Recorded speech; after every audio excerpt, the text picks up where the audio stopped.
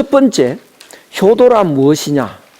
효도란 우리도 지금 이제 자녀들의 문제인데 우리도 자녀 아닙니까? 그렇죠? 그래서 우리도 자녀라는 입장에서 한번 생각을 해보자고요. 그리고 또 어린이들도 나중에 이걸 볼 일이 있을 테니까 어린이의 입장에서 우리는 효도를 어떻게 해야 되는지, 우리는 또 우리 부모들한테 어떻게 해야 되는지, 우리 한번 이렇게 쭉 생각을 해보면 제일 행복했던 시절이 언제였습니까? 어릴 때잖아요. 대개 5살, 6살 이럴 때. 왜 행복했을까? 부모 밑에 있었지 않습니까? 부모의 사랑을 듬뿍 받고 있었죠. 그때 부모는 전지전능한 해결사였다고요. 그러니까 부모하고만 있으면 항상 행복합니다. 같이 시장이라도 가면 좋은 일은 다 있죠. 엄마 배고파, 뭐 밥 사주고, 그렇죠. 과자 먹고 싶어, 과자 사주고, 그렇죠. 외갓집에 가면 신나는 일이고, 큰애가 이렇게 협박을 하면 엄마 제가 때리려고 해. 그럼 또 해결이 되고, 긴장할 일도 없고 마냥 좋았던. 그래서 그 시절이 제일 그리운 시절이 되는 거죠. 그것은 바로 부모의 사랑을 듬뿍 받았기 때문에. 그래서 미국에서 조사를 했는데요. 불량한 사람들의 과거를 조사하니까 부모 없이 큰 사람. 근데 부모 없이 컸는데도 불량하지 않은 사람들이 있더래요. 그걸 또 조사를 하니까 할머니 밑에 컸거나 고모나 이모 밑에 컸거나 그런 사람은 또 괜찮은 수가 있대. 그 외에는 불량해진다는 거죠. 그래서 사람이 살아가는데 제일 좋은 양식이 부모의 사랑입니다. 그래서 우리는 부모의 사랑에서 벗어나서 이제 외롭다고요. 사회에 나와서 갈등이 많고 그러다가 아직 전 죽어보지는 않았는데 죽을 때에 되게 부모가 나타난다고 그러더라고요. 예. 그만큼 그리운 사람이기 때문에 마지막 순간에 그 간절한 마음이 그런 현상이 나오지 않나 싶은데요. 그래서 우리는 부모의 사랑을 좀 생각해 볼 필요가 있는 건데 효도라는 걸 사람들이 오해를 많이 합니다. 부모한테 봉사하는 거 전혀 아닙니다.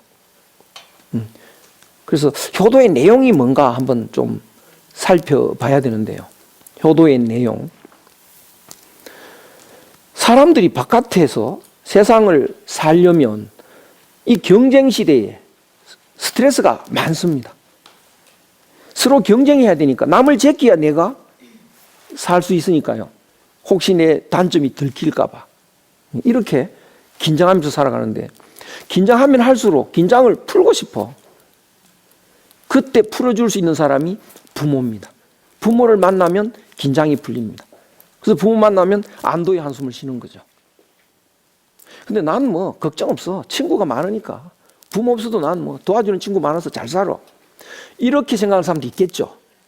그런데 극단적인 예를 들어서 뭐 신장이 탈이 났다. 이거 신장 이식 수술을 안 하면 죽는다. 야, 신장 하나 주라. 또 하나 주라. 그 많은 친구가 다 거절했다. 그러면 세상이 설렁해지겠죠. 눈물이 날 겁니다. 이런 세상이, 난 따뜻한 세상인 줄 알았더니 내가 죽어가는데 도와주는 사람 아무도 없는. 물에 빠져도 안 도와준다고요.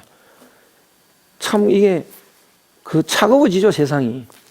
그런데 부모는 어떨까요? 신장 급하면 2개 다 주려고 합니다. 그렇죠? 불에서 나 타 죽고 있는데 목숨 걸고 들어와. 물에 빠져도 목숨 걸고 들어와.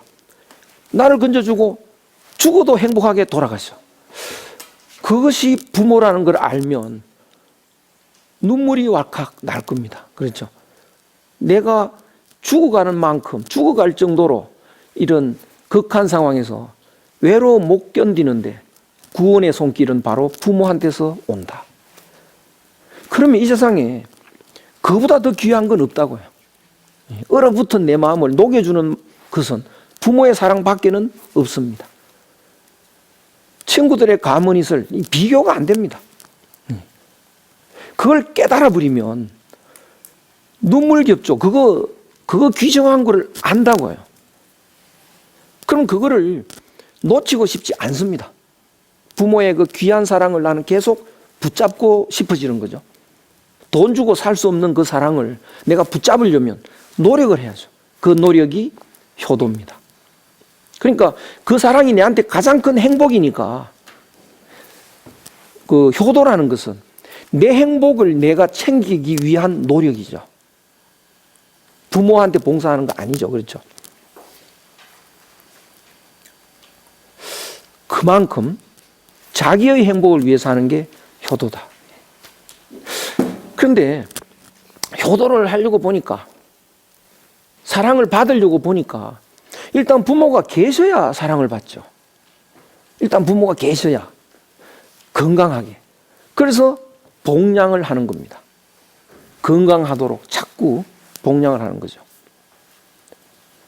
그 다음에 부모가 살아 계시긴 한데 사랑을 안 해주면 어떡 해요? 부모가. 그건 또 헛거라고요. 그렇죠? 사랑을 받아야 행복하지. 그러니까 봉양을 하면서도 또 사랑을 받으려고 하는 노력을 또 해야죠. 근데 부모의 사랑을 받으려고 하니까 부모의 말을 잘 들어야. 그래서 부모의 뜻을 잘 따라야 되는데 어떻게 잘 따를까? 부모도 인간이니까 부모에게 욕심도 있고 본심도 있습니다. 그럼 그 중에 어느 걸 따라야 될까? 욕심은 오락가락 하는 겁니다. 그 욕심을 따라가다 보면 이랬다 저랬다 해서 이 정신을 못 차립니다. 본심을 따라야죠. 그러면 부모의 뜻이, 마음이 본심인지 욕심인지 분간을 해야 되는데요. 얘야, 법대 가서 판사가 꼭 떼라. 이게 욕심에서 나오는 말일까요?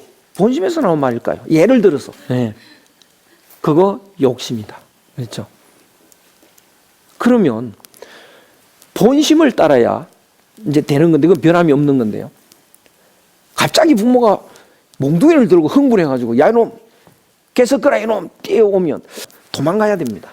도망가야 돼.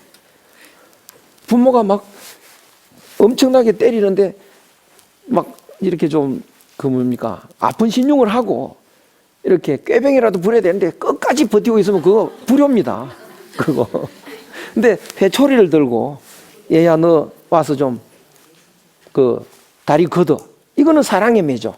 가서 미안합니다. 잘못했습니다. 맞아야 효자입니다. 예.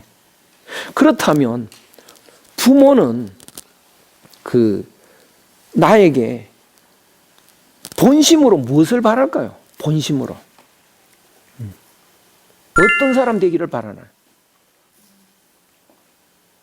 행복한 사람, 건강한 사람, 성공하는 사람.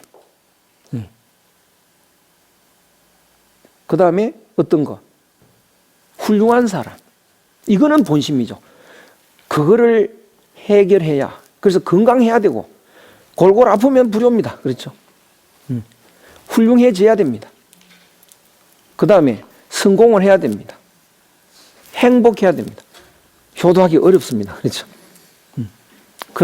그래서 열심히 내가 최고의 인간이 되는 거, 이게 효도입니다.